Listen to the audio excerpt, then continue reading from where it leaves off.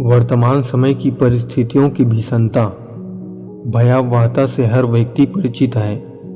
आज जिस तरह की परिस्थितियां मानवता के सम्मुख आकर प्रस्तुत हो गई है, वे एक तरह से महासमर की या आर या पार की, इधर या उधर की परिस्थितियां हैं। ये ऐसी परिस्थितियां हैं जहां दो में एक विकल्प का चयन अनिवार्य हो गया है। शुभ या अशुभ में से एक का, विनाश या सृजन में से एक का, देवत्व या असुरता में से एक का चयन जरूरी हो गया है। ऐसा इसलिए है क्योंकि बाहरी चमक को पाने की अंधी दौड़ में आज मानव आंतरिक संतोष, आत्मिक प्रगति, आध्यात्मिक विकास को पूरी तरह से भूल कर बैठ गया है। बाहरी चमक को पाने की इस नासमझ दौड़ों में दिलों की दरिद्रता और भावनाओं का जो भिखारीपन हमारे हिस्से में आया है, भला उससे कौन अपरिचित है। यह ठीक है कि सुख के साधन बढ़े हैं और हमारे आगे सुविधाओं के अंबार भी लग गए हैं, पर क्या यह ठीक नहीं है कि उसी अनुपात में परस्पर के स्नेह, विश्वास में कमी भी आई है। एक दूसरे के प्रति विश्वास का स्थान शक, संदेह और कठोरता ने ले लिया है।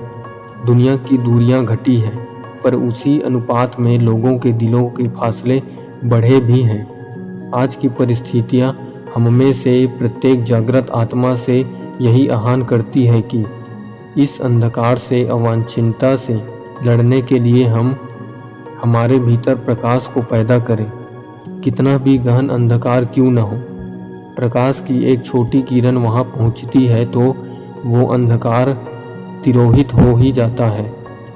आज जब सब ओर अनीति, अन्याय, अवांछनीयता का साम्राज्य बिखरा दिखाई पड़ता है, तो यह हमें प्रेरित करता है कि इन विषम परिस्थितियों के निवारण के लिए हम प्रतिकार का प्रतीक बने। भगवान ने इस संसार में दोनों ही तरह की व्यवस्थाओं को समान रूप से स्थान दिया है। एक का नाम है ध्वंस और दूसरे का नाम है सृजन। सृष्टि में संतुलन बनाए रखने के लिए दोनों जरूरी है। इमारत यदि गलत बन जाए तो वहां नए का निर्माण करने से पूर्व पुराने को तोड़ना जरूरी हो जाता है। बीज यदि टूटने को तैयार न हो, उसकी परत गलने को तैयार न हो, तो उसमें से नए पौधे का निकल पाना संभव नहीं हो पाता।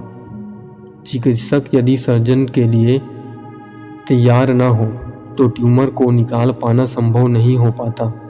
माँ यदि प्रसव की पीड़ा से गुजरने को तैयार न हो तो एक नई आत्मा को जीवन दे पाना संभव नहीं हो पाता।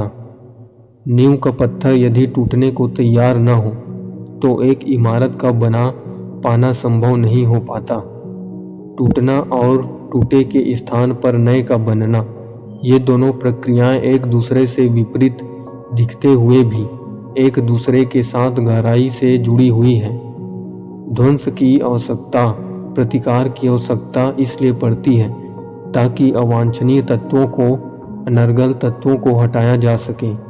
वैसे तो दुनिया के अधिकतम लोग सामान्य शिक्षाओं से ही सुधर जाते हैं, परंतु कुछ ऐसे भी होते हैं जिन पर शिक्षाओं का कोई असर नहीं पड़ता। आप कितना भी उनको बोलते रहें, वे अनीति पर अनीति करते चले जाते हैं। अन्यथा यह परंपरा तो आदिकाल से चली आ रही है कि धर्म का आचरण करो, सत्य बोलो, दूसरों के साथ कोई बुरा कार्य ना करो। दुनिया का प्रत्येक धर्म यही शिक्षा देता है, पर यदि उन शिक्षाओं से सभी बदल गए तो भगवान राम को लंका जाकर युद्ध करने की आवश्यकता क्यों पड़ती और भगवान कृष्ण को महाभारत करने की जरूरत क्यों पड़ती। ऐसे लोग भले ही संख्या में कम हो, पर हर युग में, हर काल में ऐसे प्राणी जन्म लेते ही हैं जिनके सोचने के तरीके में ऐसी अनैतिकता व्याप्त जाती है कि उनको सुधारने के लिए भगवान के पास संहार के अलावा अन्य कोई उपाय शेष नहीं रह जाता। ऐसे व्यक्तित्व, फिर चाहे उनका नाम रावण, दुर्योधन, दुशासन हो, इन्हीं को सुधारने के लिए फिर भगवान को अवतार लेना पड़ता है। इन क्षणों में भगवान पुचकार के लिए नहीं आते, वरन प्रतिकार के लिए आते हैं। ऐसे ही क्षणों में भगवान अधर्म का नाश करने के लिए एवं धर्म की प्रतिष्ठा करने के लिए आते हैं। ऐसे समय में भगवान त्रिशूल उठाकर, सुदर्शन चक्र तानकर एवं धनुष उठाकर आते हैं। ऐसा इसलिए क्योंकि मनुष्य के अंतरंग में दैवी और आसुरी शक्तियाँ दोनों ही कार्य करती है। आसुरी वृत्तियाँ, नकारात्मक शक्तियाँ हमें नीचे गिराती है, पतन की ओर ले जाती है।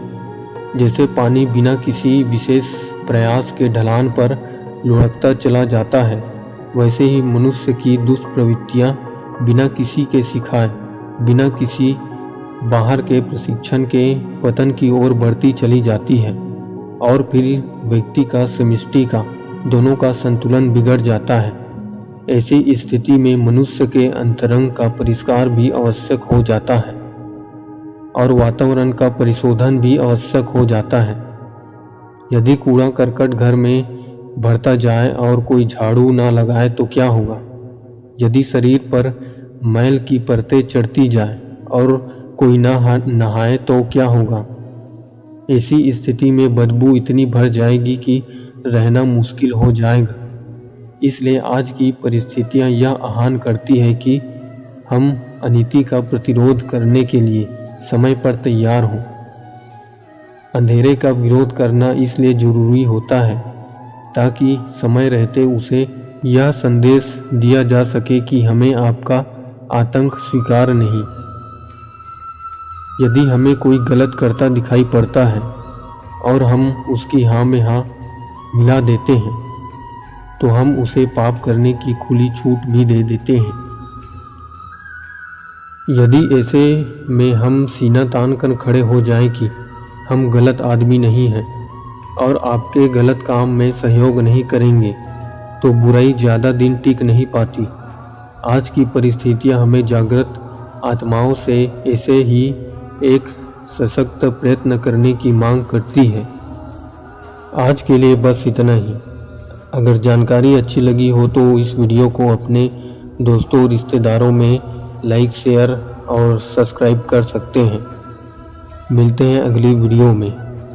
राधे राधे।